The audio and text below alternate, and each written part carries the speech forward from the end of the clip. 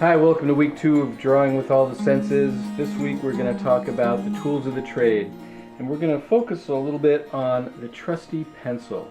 Reliable, well-known, an old friend, the pencil. But there's a lot more to this tool than you might have imagined. And so today in this video we're going to look at the pencil, some forms of the pencil, and maybe some other tools and uses for this wonderful tool. Definitely want to talk a little bit about some of my favorite pencils first off. This pencil here is very typical of what happens to a pencil after it gets through my hands for a day.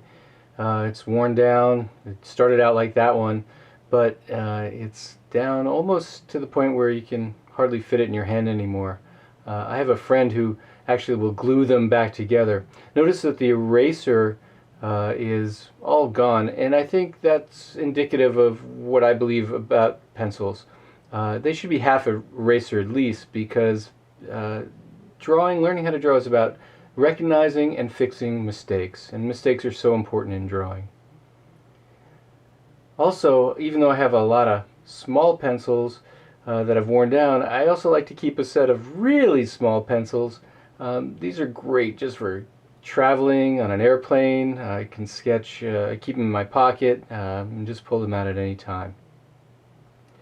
Pencils are made of graphite and wood. Graphite is a substance that can make a mark. Pencils that you see that are wooden pencils are just graphite that are in a wooden cylinder.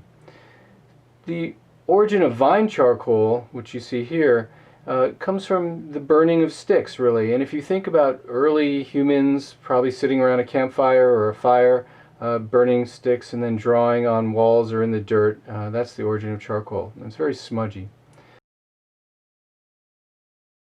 Many different pencil weights, and different manufacturers have different sort of weights. The Ticonderoga, the classic #2 pencil that you use for taking a test, is a very middle-of-the-road, all-purpose pencil. Very much you see them as part of schools, and they have a decent shade of charcoal, kind of not quite black, but you can get a good black out of them. This is a pencil holder, or graphite holder really, and what it does is it just holds a stick of graphite in there that you can use. It has a nice large mass to it, and it's nice for sketching. And I also have a little mechanical pencil that I like a lot. This one's an aluminum one, and the thing about the mechanical pencil we'll talk about is that they're very fine pointed. They don't give you a lot of diversity. Now, this is probably the most expensive pencil I own, and I'm embarrassed to tell you how much I paid for it. It's an Aurora. It's made in Italy. It's all handmade. It's a very beautiful instrument, and it's got a nice weight to it. It's really heavy. I use it all the time. And there's just something about holding a nice piece of equipment like that, as opposed to, I guess, just your basic, dime store mechanical pencil, which are fine. I tend to break them very quickly and work through them. So having a good quality one that'll hold up to what I put it through is definitely worth the investment for me. There are many kinds of mechanical pencils. This one sort of has a square lead. Some of them come with erasers built in. And yeah, you'll have to buy refills for it. The 05 is probably the most common, but there's an 07, there's an 03, there's an 09, so those are just different thicknesses. Erasers are really important. This is an art gum eraser. The thing about that is it will tear up the paper a little bit, and it's very common, and it will also leave some stuff behind. The kneadable eraser is just that. It kneads. You can make different shapes. You can actually use it as a drawing tool. You can make it into a pencil point, and you can use it to sort of dab up marks rather than rubbing and scrubbing in the paper. So it's a very useful type of tool. There are many kinds. There's electric erasers. This is an eraser stick, which is just really all eraser and no pencil. The point being, again, is that the eraser is not just a place to get rid of mistakes, but it's also a good drawing tool. Of course, you need some sharpeners. There's many different kinds. I like the little portable sharpeners. The electric sharpeners tend to eat up pencils pretty quickly, so I don't use them as much. I prefer maybe a hand sharpener where I can keep the shavings in something that I can dispose of later. Sandpaper is also good for sharpening things down. All right, there are different pencil weights. The HB is sort of middle road. H usually means hard, and B means black. So an HB is sort of right in the center of hardness and blackness. The B is sort of softer. So if you look at this pencil here, a 6B, that's a pretty soft pencil, pretty black. And the nice thing about the 6B or the higher B ranges is that you can get a very light line like you can see here, but by pressing down you can get a very dark tone. And so just the variation from light to dark is really versatile and powerful there. The F pencil is kind of like an H pencil too. It's also very fine and more of a hard. You have to press down harder to get the black on there, and so it just has a different feel.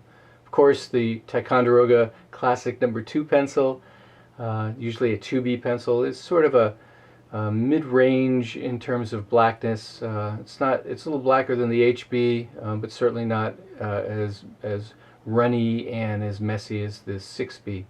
Vine charcoal, watch this.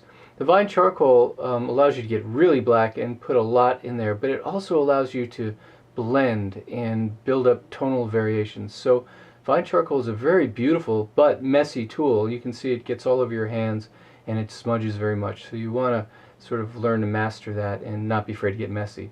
You can use straight graphite sticks as well. Graphite sticks is just drawing with a pencil without the round holder.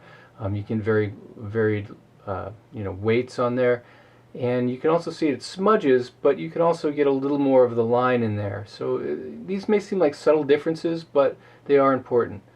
The graphite holder, I tend to use this quite a bit. You can get a nice dark and very light variation of lines and tones in there, and you can put down marks that vary quite a bit with the graphite and something that's a little heavier on there.